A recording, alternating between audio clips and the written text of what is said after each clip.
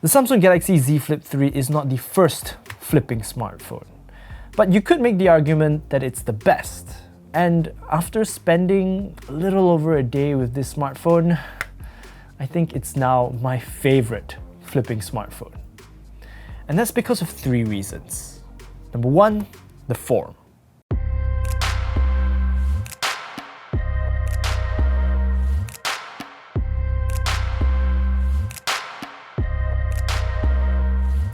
You see, I have an obsession with small form factor smartphones because I'm just so tired of phones getting bigger and bigger until to the point where they don't even fit properly in my pockets. Like, that's ridiculous. And that's why I daily drive an iPhone 12 mini. But I'm also a bit of a greedy bastard, and I don't want to give up having the big screen if I don't have to. That's why of all the folding smartphone concepts, I like this one the most. I like having a big smartphone that you can fold in half way more than a big smartphone that unfolds into an even bigger tablet, because you get all of the benefits of having that big smartphone screen while still keeping it portable.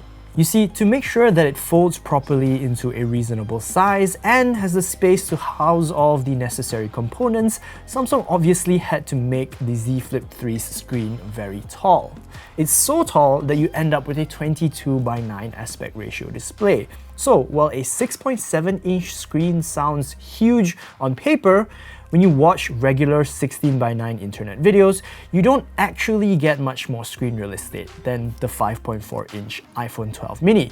However, where you do see big gains is when you're scrolling through websites or social media like Twitter and Instagram. This tall screen also helps when you bring up the keyboard because it only takes up a tiny portion of the display. Also, while you don't see much gains in typical 16:9 content, watching widescreen stuff like 21:9 and above is incredibly satisfying, and it will let you make full use of this gorgeous display. And you'll want to, because this screen is really nice. It is a bright, crisp Samsung OLED that pushes a Full HD Plus resolution with a buttery smooth 120Hz adaptive refresh rate. All of that on top of the fact that it also freaking folds. But while having an awesome folding screen is really good, what's equally important for a smartphone that folds like this is that cover screen. And that brings me to the second big reason why I like this smartphone so much, and that is the function.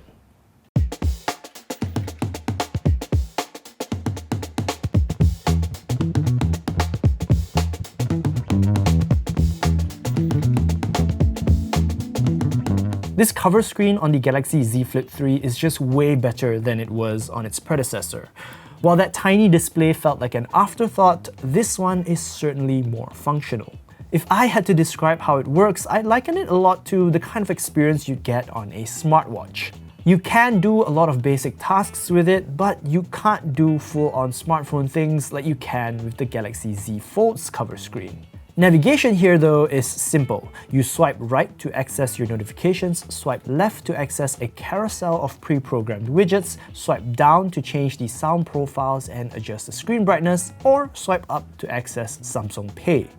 You can also answer calls on the cover screen or double tap the power button to use it as a camera viewfinder. When you're in camera mode, you can switch between video and photo by swiping left or right, as well as between the wide and ultra wide lenses by swiping up or down.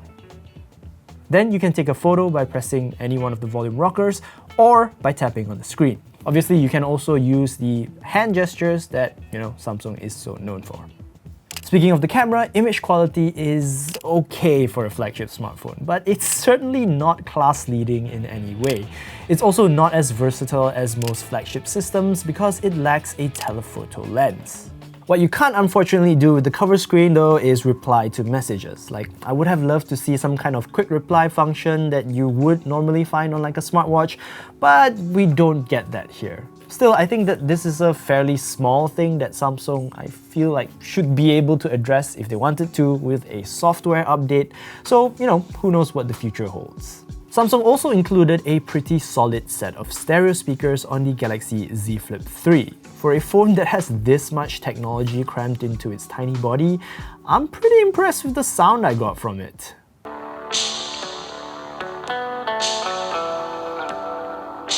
Back before the pandemic, when we could go to the office or to schools, the lines that separated work and life were clear.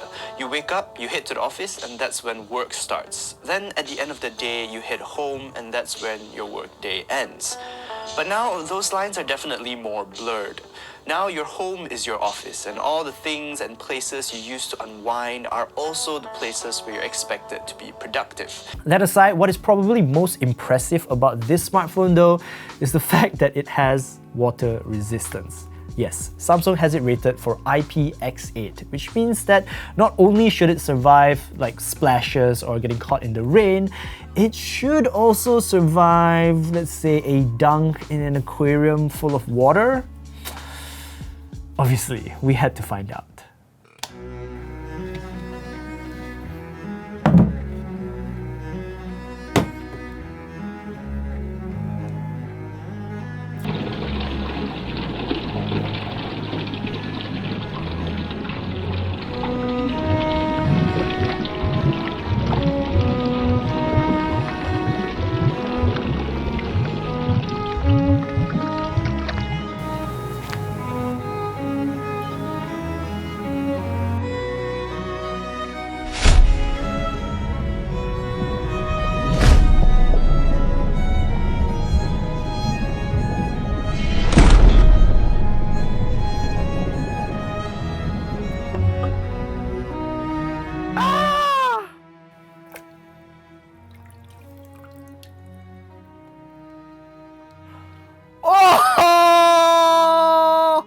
Yo, Jack, you blocked the camera.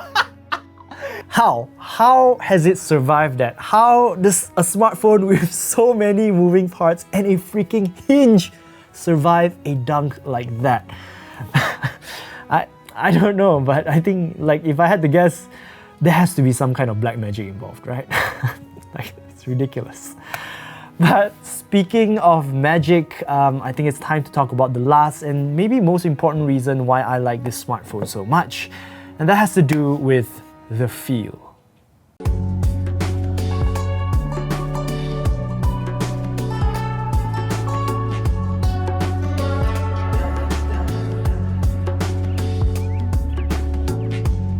This time, the build on the Samsung Galaxy Z Flip 3 just feels on point. Like, yes, it's still a folding smartphone, and yes, you know, there is still like a lot of moving parts, but I feel like you can tell that the tolerances are just so much tighter.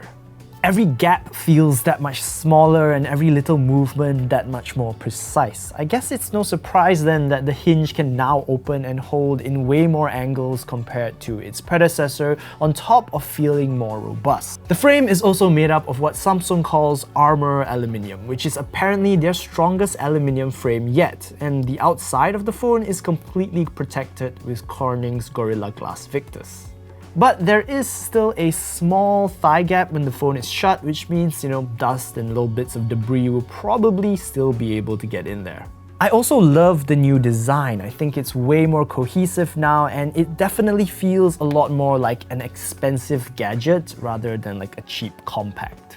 Ergonomically, the frame is flatter around the edges, so it's easier to grip and makes the bezels look a little slimmer. But while I'm fine with the position and accuracy of the fingerprint scanner / power button, I have to say that the volume rocker is a little bit too high. I feel like it would have made more sense to put it on the bottom half of the device instead, because that is a much easier reach. However, the biggest feel difference has to be the flexible screen. I'm not sure what they've put on top of the display this time, but thankfully it now feels like, you know, what a proper smartphone screen should feel like. It's much firmer than its predecessor, and running my fingernail across the surface no longer leaves marks or grooves. Plus, it is much more resistant to oil and grime, which is really great to see. Yes, there is still a crease there, but you know, I didn't mind it there before, so I don't really mind it there now. Using the Galaxy Z Flip 3, I can really feel all the little things and refinements that Samsung has put in to make this device better. And all of that really adds up to what I think is the most important thing when using a smartphone like this, how it makes you feel. And with the Galaxy Z Flip 3, it makes you feel very special. Sure, it obviously isn't the most practical smartphone you can buy.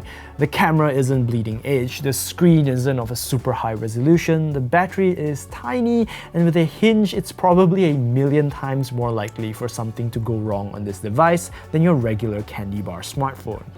But I don't buy a Galaxy Z Flip because I want the world's most practical smartphone. If I wanted that, I'd buy an iPhone, or like a Galaxy S, or if I'm on a budget, a friggin' Redmi Note 10 Pro. No, I buy a phone like the Samsung Galaxy Z Flip 3 because I want to be wowed. And this phone f***ing wows. The fact that it's also the most practical and usable flip phone, I think that's just a really nice bonus. And that I think leads us into what I feel like at least is the secret best thing about this smartphone. And that is the price. While previous folding phones were priced way out of the range of what we mere mortals could afford, this Galaxy Z Flip 3 starts at just 3,999 ringgit. Sure, that seems expensive at a glance, but it's really not. You have to remember that not even that long ago, folding phones were 6, 7, 8,000 ringgit devices. But today, this folding phone is even more affordable than an iPhone 12 Pro.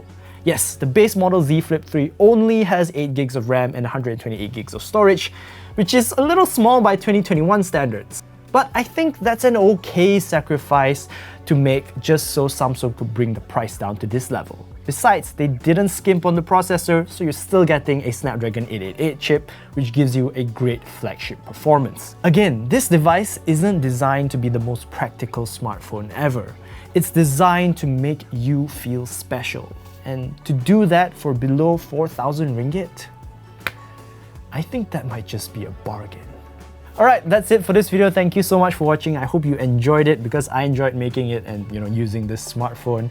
If you like this video, be sure to give it a thumbs up. Don't forget to subscribe to our YouTube channel so you don't miss future content. We're also on Facebook, so you can like us there. But our home on the internet will always be at SoyaCincau.com. I personally can't wait to start reviewing this smartphone. There's so many... Rory, very nice the phone. I review Okay, bye.